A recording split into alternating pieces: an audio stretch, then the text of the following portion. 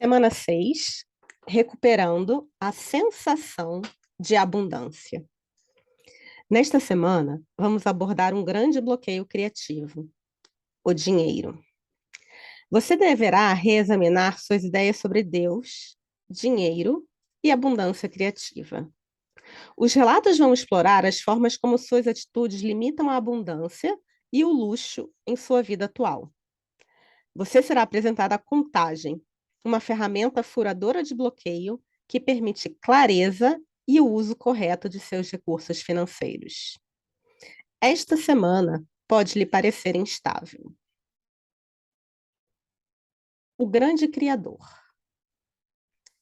Eu acredito, declara Nancy. Só não acredito que Deus se envolva com o dinheiro. Embora ela não reconheça, Nancy tem suas crenças que sabotam uma a outra. Ela não apenas acredita que Deus é bom, bom demais para se importar com dinheiro, mas também que o dinheiro é algo ruim.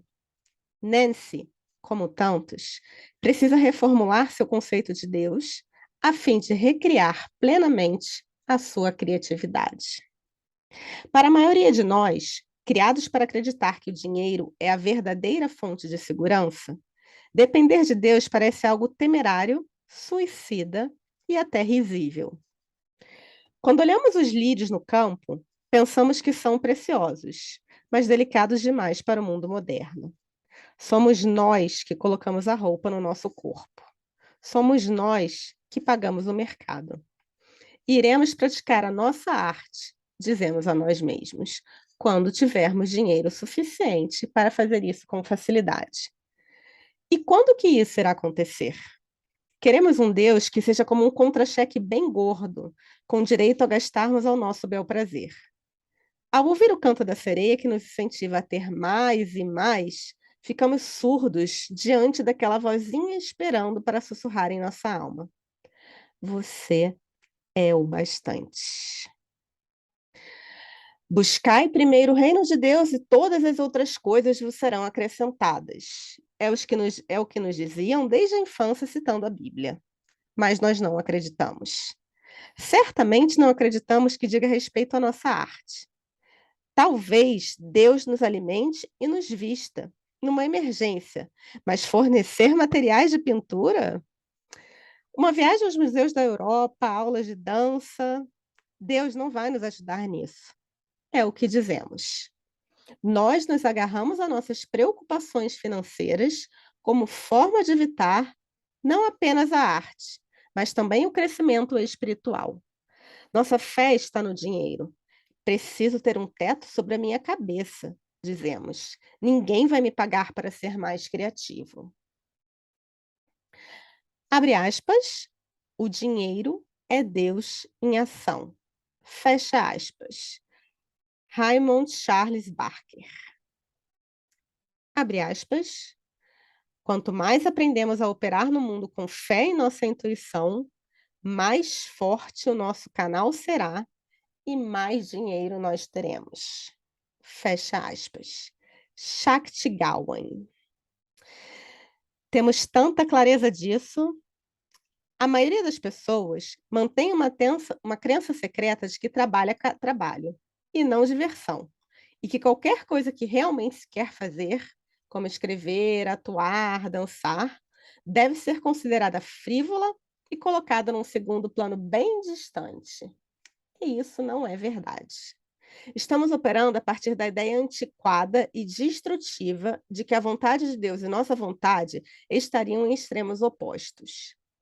Eu queria ser atriz, mas Deus quer que eu trabalhe como garçonete. É um dos cenários. Então, se eu tentar ser atriz, eu vou acabar servindo batata rochi e ovos. Este raciocínio está baseado na ideia de que Deus é um pai severo, com noções muito rígidas do que é apropriado para nós. E pode ter certeza de que nós não vamos gostar. Esse conceito torto de Deus precisa ser alterado. Esta semana, em suas páginas matinais, escreva sobre o Deus em que você acredita e no Deus em que você gostaria de acreditar.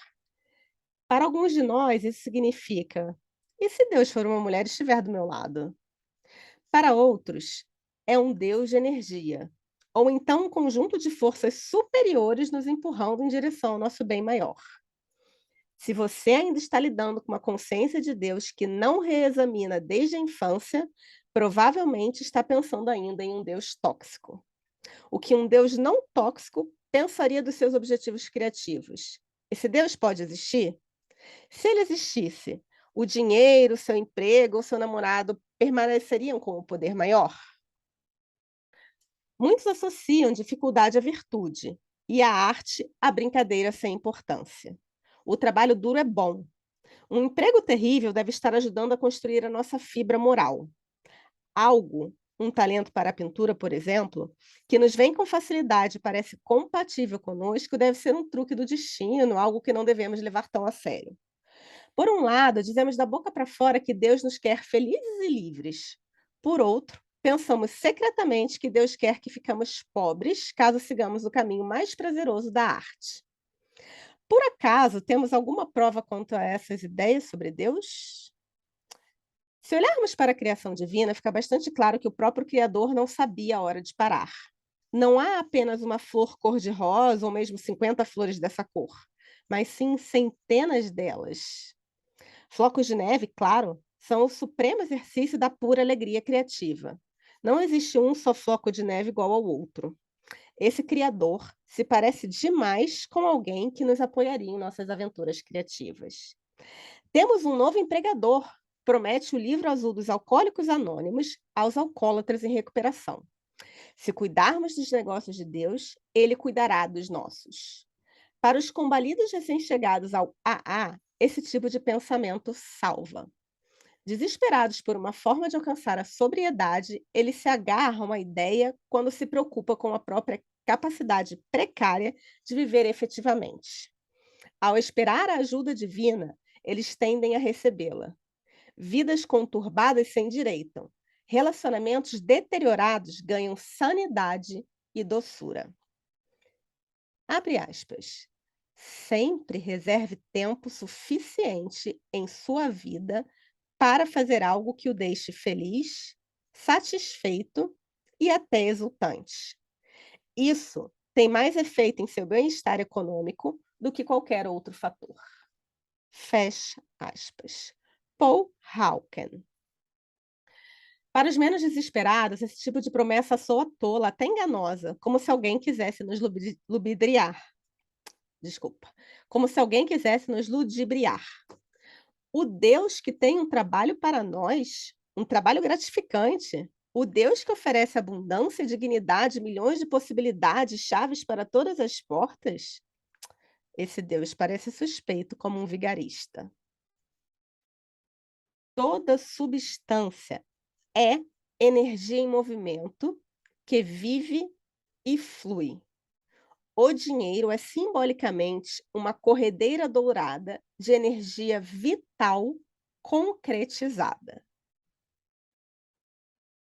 O trabalho mágico da alma.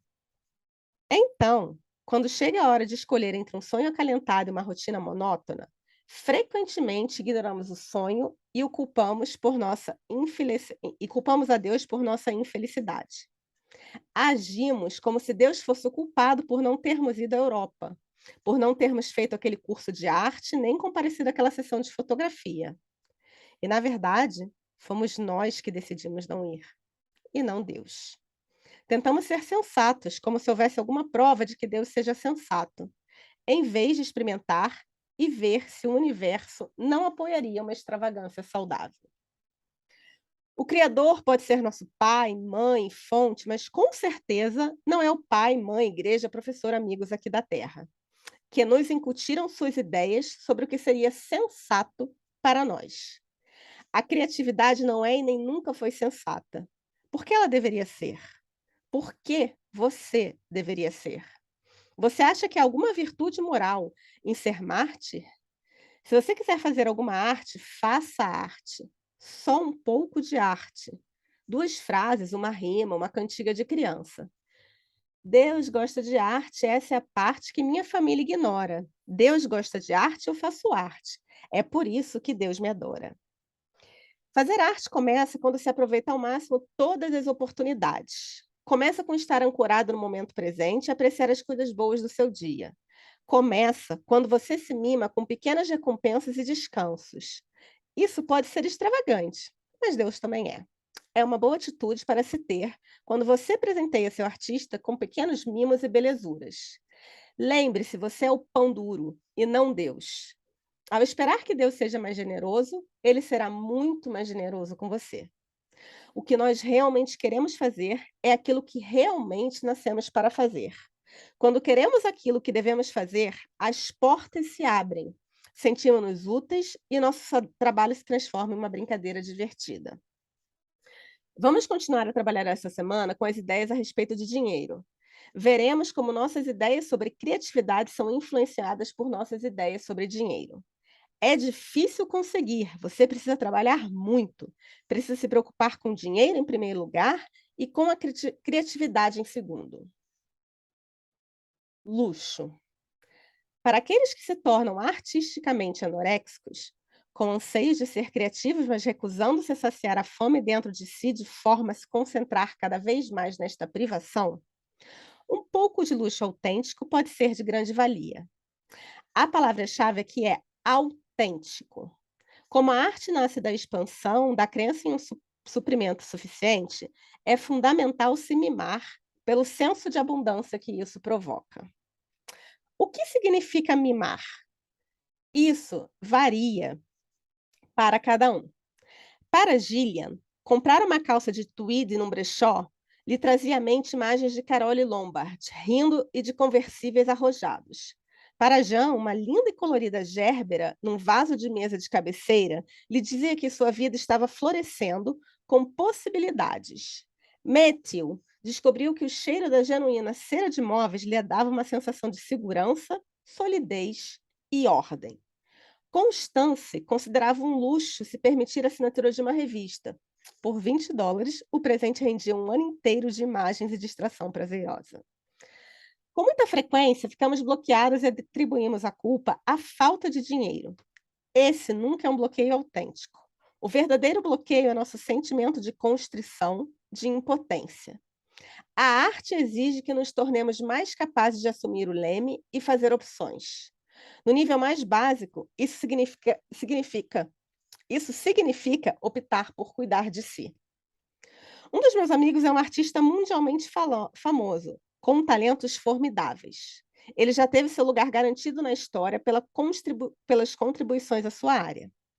É procurado pelos colegas mais jovens e respeitado pelos mais velhos. Embora ainda não tenha chegado aos 50 anos, já foi selecionado para um prêmio de reconhecimento pelo conjunto de sua obra. Apesar de tudo, trata-se de um artista que sofre do tormento da anorexia artística. Embora continue ativo, ele faz isso a um custo pessoal cada vez mais alto. Às vezes, ele se pergunta por que o trabalho de sua vida agora dá a sensação de ser apenas trabalho. Por quê? Porque ele se nega um pouco de luxo. Preciso deixar bem claro que o luxo a que me refiro aqui não tem relação com coberturas de frente para o mar, roupas de grife, carros esportivos europeus ou viagens aéreas na primeira classe.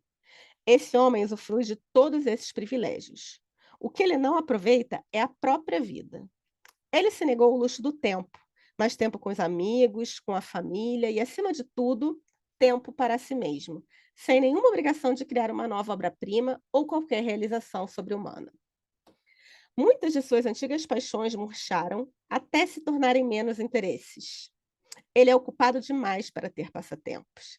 Diz a si mesmo que não tem um tempo livre. O ponteiro do relógio continua a girar e ele usa o tempo para ganhar fama. Recentemente, comprei um cavalo pela primeira vez em uma década. Ao ouvir a boa notícia, esse meu amigo célebre passou a imediatamente agir como desmancha-prazeres e me avisou. Ora, é melhor você não esperar cavalgar tanto assim, nem vê-lo com frequência. Quando a gente envelhece, fazemos cada vez menos as coisas de que gostamos. A vida se torna cada vez mais uma questão de fazer aquilo que é preciso. Como eu já aprendi a entender a verdadeira natureza dos recados do amigo desmancha-prazeres, não me deixei impressionar demais pelo seu prognóstico. Mas eu me entristeci. Isso me lembrou da vulnerabilidade de todos os artistas, mesmo os mais famosos, o lado culpado e envergonhado deles. que diz: eu deveria estar trabalhando, impedindo de buscar prazeres criativos. A fim de prosperar como artistas, e pode-se dizer também como pessoas, precisamos estar disponíveis ao fluir do universo. Quando estancamos a nossa capacidade de sentir a alegria de viver, recusando-nos anorexicamente a aceitar pequenos presentes da vida, também abrimos mão dos grandes presentes. Aqueles de nós que, como meu amigo artista, estão engajados em longos trabalhos criativos, vão sangrar a sua alma na tentativa de encontrar imagens, retornando a obras antigas, a fórmulas, praticando o que conhecem mais do que expandindo sua arte. Aqueles que se frustram completamente no fluxo de trabalho vão se descobrir em vidas estéreis, vazias de interesses, por mais coisas insignificantes que tenham buscado para preencher esse vácuo. Abre aspas. Prefiro ter rosas na mesa a diamantes no pescoço. Fecha aspas. Emma Goldman. O que nos dá verdadeira alegria? É a pergunta a fazer quando o assunto é luxo. E para cada um a resposta é muito diferente. Para Berenice, a resposta é framboesas, framboesas frescas. Ela ri, ciente de como é fácil para ela se alegrar.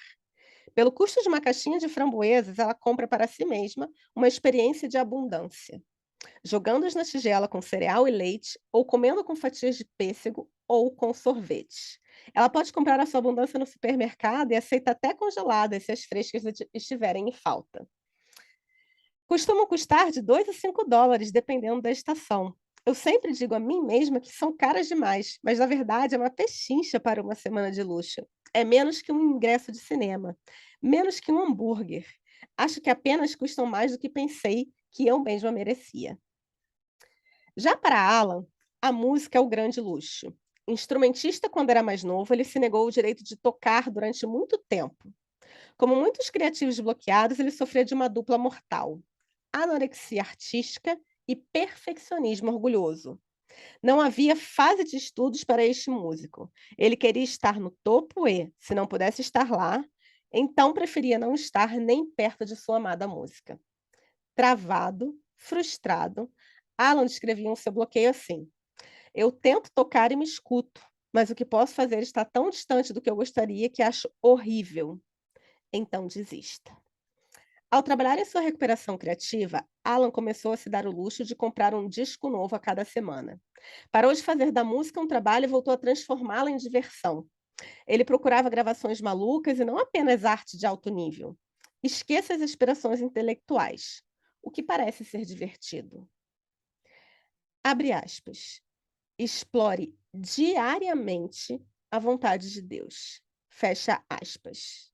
Jung. Alan começou a explorar.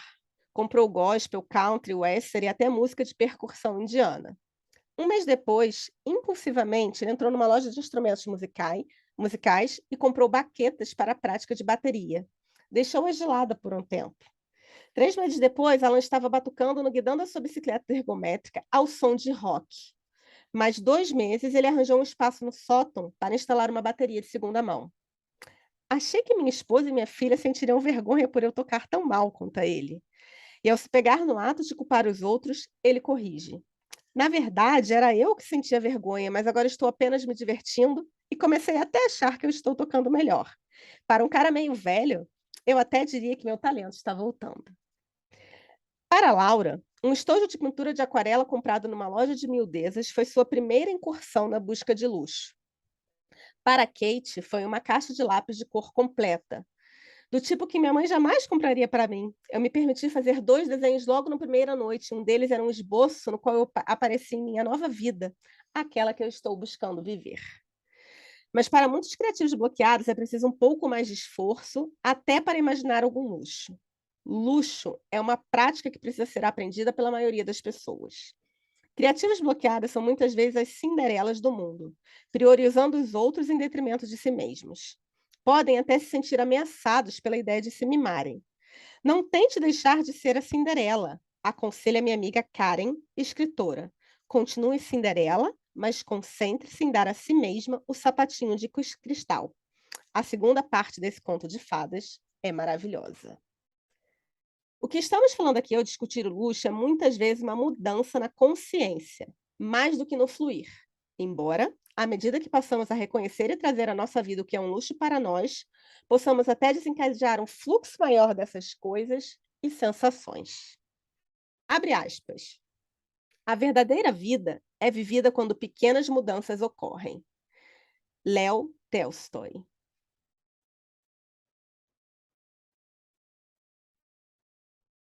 Viver criativamente requer o luxo do tempo que precisamos buscar para nós mesmos. Nem que sejam apenas 15 minutos para escrever depressa as páginas matinais e um breve banho de banheiro de 10 minutos ao voltarmos do trabalho.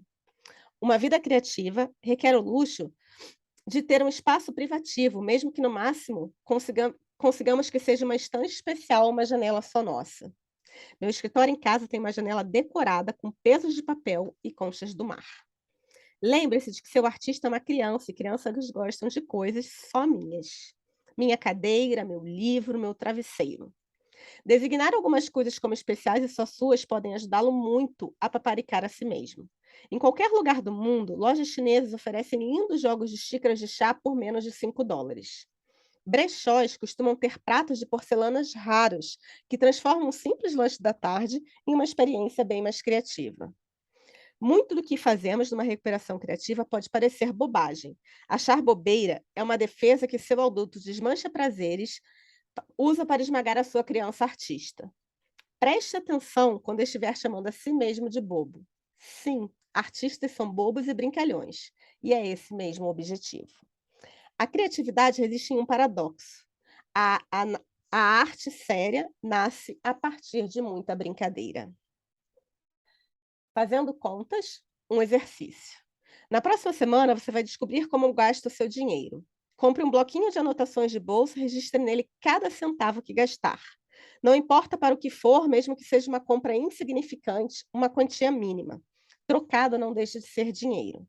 A cada dia, coloque a data na página e conte o que você comprou, quanto gastou, para onde foi o seu dinheiro. Seja para as compras da semana, para um almoço num restaurante, numa corrida de táxi, bilhetes de metrô ou empréstimos para o seu irmão. Seja meticuloso. Registre absolutamente tudo e não julgue. Este é um exercício de autoobservação e não de autoflagelo. Você pode manter essa prática durante um mês ou até mais. Vai lhe ensinar o que você valoriza em termos de gastos. Muitas vezes, nossos gastos diferem de nossos verdadeiros valores. Jogamos dinheiro fora em coisas que não são tão importantes e, ao mesmo tempo, nos negamos o que realmente gostaríamos de ter. Para muitos, esse exercício de fazer as contas é um prelúdio necessário para a prática do luxo criativo. Loucura de dinheiro, um exercício. Complete as seguintes frases. 1. Pessoas com muito dinheiro são. 2. O dinheiro torna as pessoas. 3. Eu teria mais dinheiro se. 4. Meu pai achava que dinheiro era. 5. Minha mãe sempre pensou que o dinheiro iria. 6. Na minha família, o dinheiro causava. 7. Dinheiro equivale a. 8. Se tivesse dinheiro, eu. 9. Se pudesse pagar, eu. 10. Se tivesse algum dinheiro, eu. 11. Temo que, se tivesse dinheiro, eu iria. 12. O dinheiro é. 13. O dinheiro causa. 14. Ter dinheiro não é. 15. Para ter mais dinheiro, eu precisaria. 16. Quando tenho dinheiro, eu geralmente. 17. Acho que o dinheiro. 18. Se eu não fosse tão pão duro, eu. 19. As pessoas acham que o dinheiro. 20. Estar quebrado significa que eu. Tarefas. Abundância natural. Encontre 5 pedras bonitas ou interessantes. Eu gosto especialmente deste exercício porque pedras cabem no bolso e podem ser manuseadas durante reuniões de trabalho. Elas podem ser lembretes pequenos e sempre presentes de nossa consciência criativa. 2. Abundância natural. Colha 5 flores ou folhas. Se quiser, deixe secar dentro de um livro envoltas em papel de seda. E daí que você tenha feito isso no jardim de infância, Alguns dos melhores trabalhos criativos são feitos nessa fase da vida. Permita-se voltar a fazer isso. 3. Abrindo espaço. Jogue fora ou doe 5 roupas velhas que continuam no seu armário. 4. Criação. Asse um bolo, faça um doce. Se tiver problema com açúcar, faça uma salada de frutas. A criatividade não precisa sempre envolver a arte com A maiúsculo. Frequentemente, o ato de cozinhar pode ajudá-la a ter ideias criativas. Quando empaco nos meus textos, eu me levanto e vou fazer sopas ou tortas. 5. Comunicação. Envie cartões para 5 amigos. Isso não é um exercício para ser bonzinho. Envie para pessoas de quem você gostaria muito de receber uma resposta. 6. Releia os princípios básicos. Faça isso uma vez por dia. Leia uma oração da artista, a sua da semana 4 ou a minha, no capítulo apêndice. Faça isso uma vez por dia. 7. Abrindo espaço. Você fez mudança em casa? Faça algumas. 8. Aceitação. Há algum novo fluxo em sua vida? Pratique dizer sim para coisas que lhe são oferecidas de graça. 9. Prosperidade. Houve alguma mudança em sua situação financeira ou em suas perspectivas sobre o assunto? Ideias novas ou até malucas sobre o que você adoraria fazer? Procure imagens e adicione-as ao seu arquivo. Checagem. 1. Quantas vezes você escreveu as páginas matinais essa semana? Chegou a usá-las para pensar sobre algum lixo criativo para si? Como foi a sua experiência? Você teve seu encontro com o artista essa semana? Já considerou ter 2 encontros em uma única semana? O que você fez? Como se sentiu? Você vivenciou alguma sincronicidade essa semana? Qual foi? Houve essa semana algum outro evento que você considerou significativo para a sua recuperação? Descreva. Abre aspas. Como artista, é fundamental estar insatisfeito. Não é ambição, embora possa ser apetite. Fecha aspas. Lawrence Calganho.